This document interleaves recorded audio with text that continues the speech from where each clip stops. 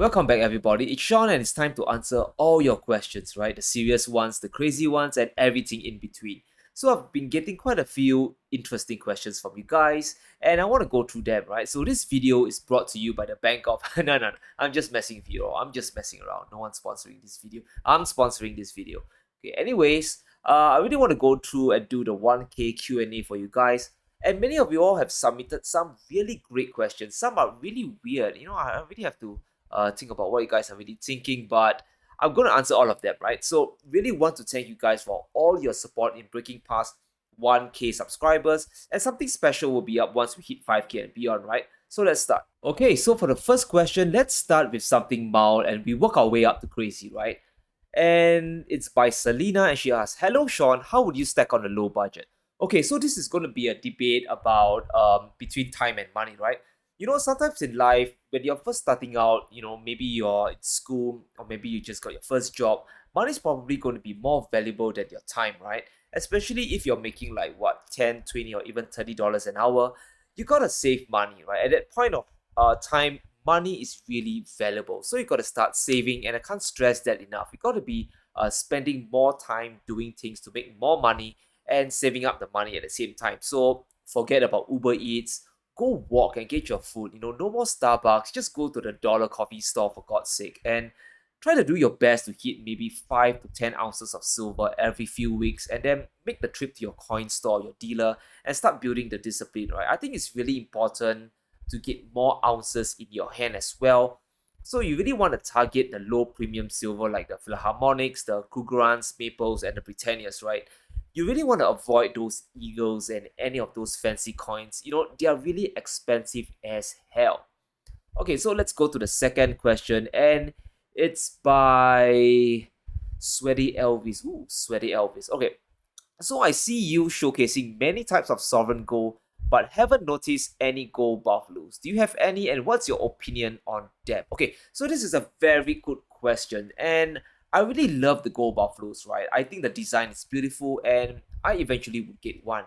And the thing about the buffaloes is that it's rarer in Asia, and the premiums can easily double that of like a gold maple or gold kangaroo. And the longer I am a stacker, right, I'm slowly morphing into Scrooge McDuck, so every dollar counts.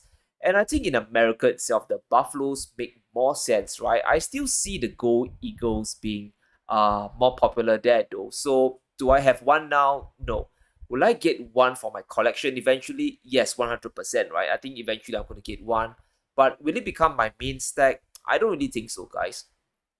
And let's go on to the next question, right? So Hawaii Preppers Network asks, how would you use gold and silver bars to purchase specific items?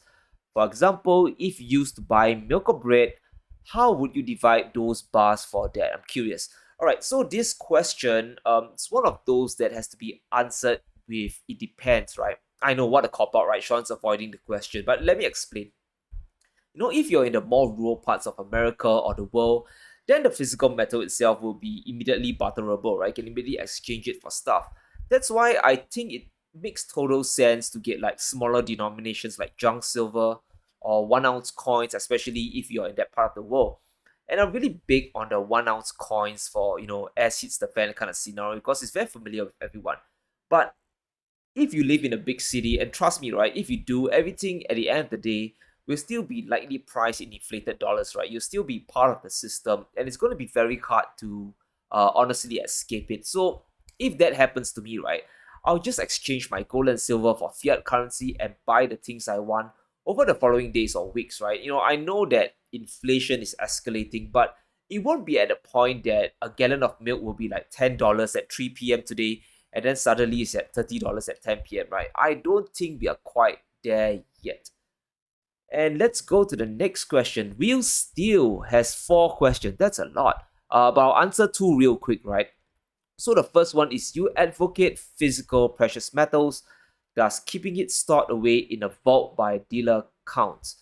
Alright, so it really depends, my man. It really depends. Like, if you're living in a shady neighborhood and crime is really rampant where you are, it does have value. There is value in storing your metals with a dealer, right? Likewise, it might actually be a good move to keep some gold outside of your country as well, right? And the thing about storage is, I wanted to really think about three things, right? First is the storage cost and the fees, because they really eat up into your investment. And after 10 years, don't be surprised if it's suddenly like 5% or more of your gold and silver just evaporates away, right? So gotta check about that. And next thing you want to check is how easy is it to take out your precious metals, right? Can you hit down on Christmas Day at 3 a.m. to withdraw all of your gold and silver? And lastly, what if a government, for example, wants to seize your metals, right? Let's say the American government wants to take all your metals from their vault in Switzerland. Will the company give them up? So it's really something to think about.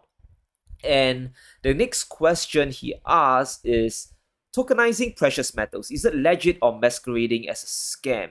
All right, so we're talking about cryptocurrencies backed by gold, right? It really depends on the company, and digital gold and gold cryptos have been around for quite a while, and it all depends on if the company really holds it, right? It's the same age-old adage of if you don't hold it, you don't own it, right? I mean, the great thing about gold crypto at that point of time is that it really solves, the challenge of transferring precious metals, but you gotta do your own due diligence, guys.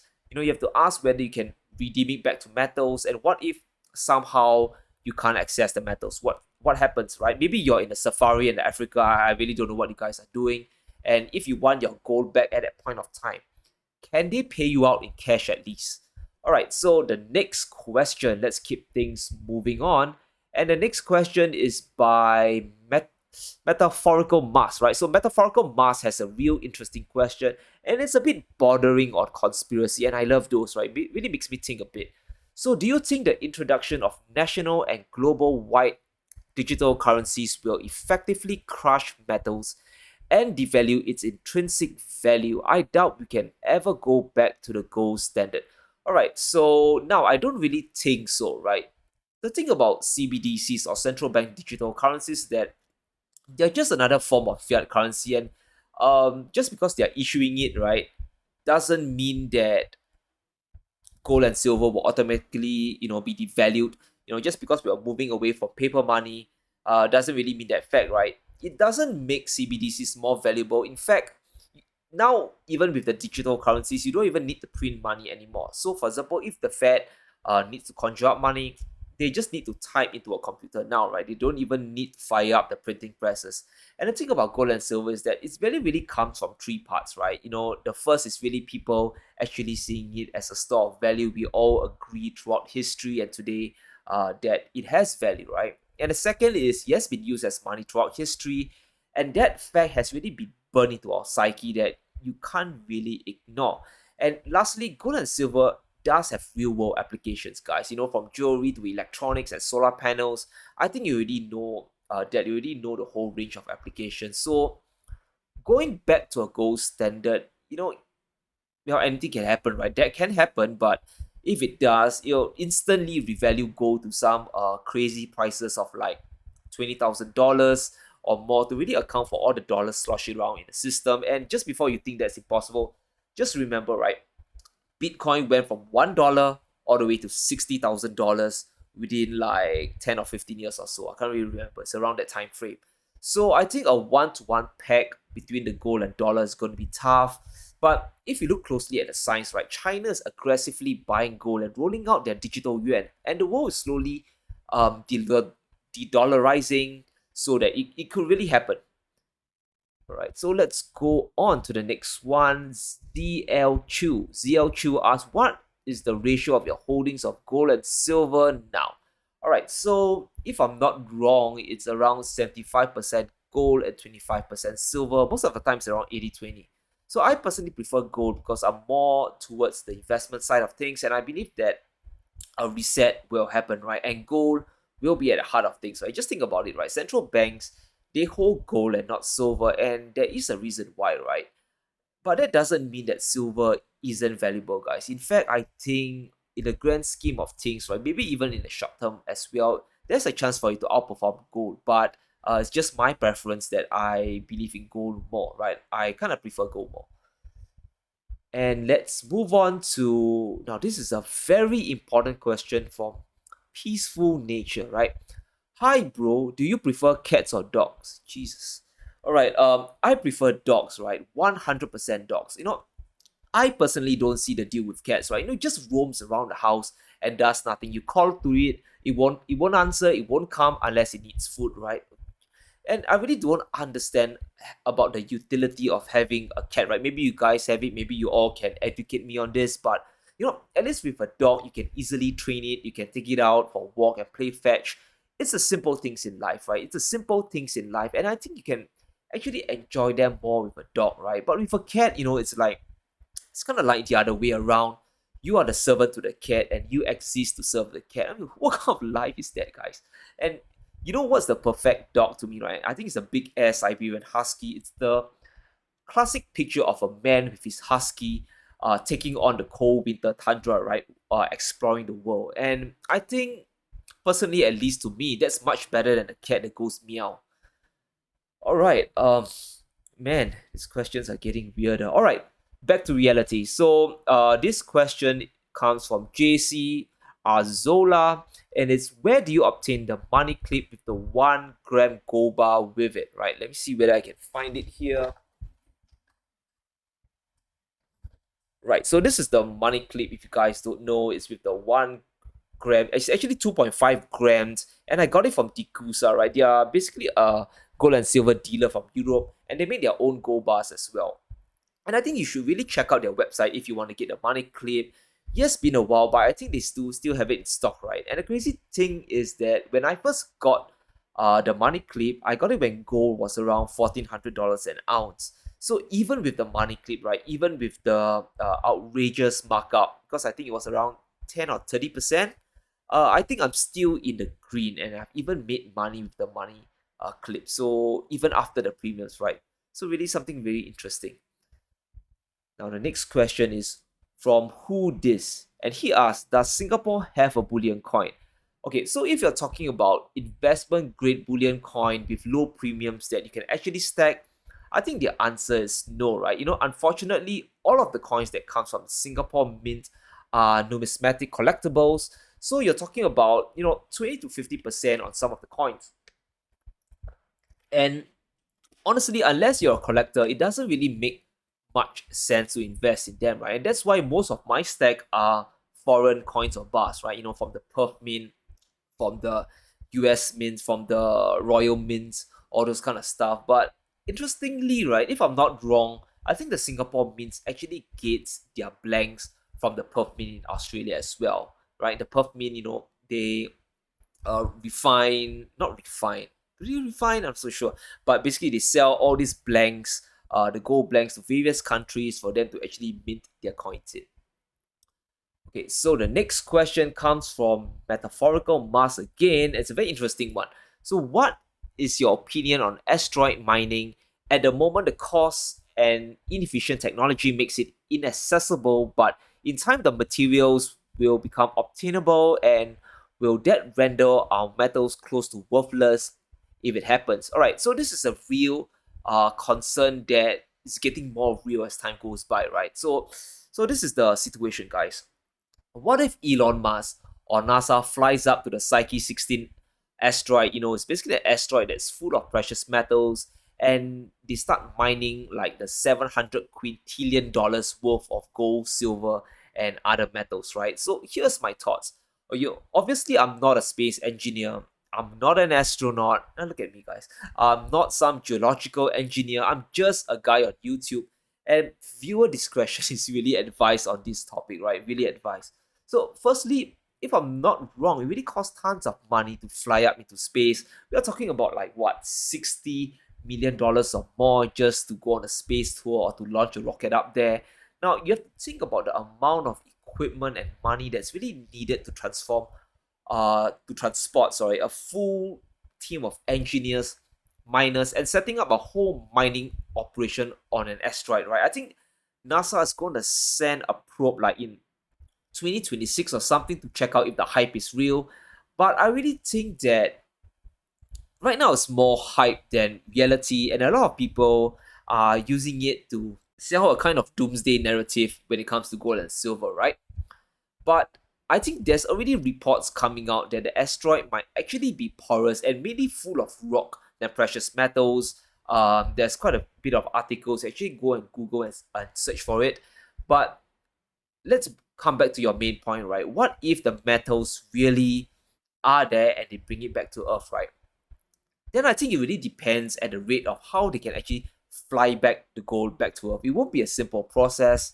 And I think the gold really on Psyche 16, right? If they really manage to extract the gold, I think it's best used within outer space itself to really fuel, a space economy. And it's really isn't worth it to bring back to Earth. But if it does, if it really does happen, yes, it can crash the price of every single metal on Earth. That means everything from gold and silver to iron ore, everything, many homes and many industries will suddenly implode, right? The prices of virtually everything will collapse, right? I don't think, to be honest, I think that is what that might happen. But will it happen within our lifetime? I really don't know. And we are definitely not at the point of Wayland Yutani in Aliens, going around space mining for gold yet.